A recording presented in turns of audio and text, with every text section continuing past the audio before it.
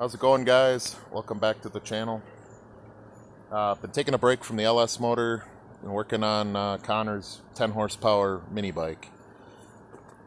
We took an old mini bike with a blown engine and a snowblower that was worn out that had a 10 horse Tecumseh on it, and we threw it together and made a little demon child of a mini bike here.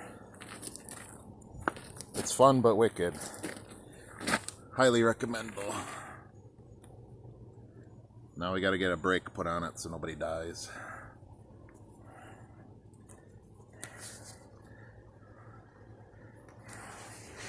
That's all. Later.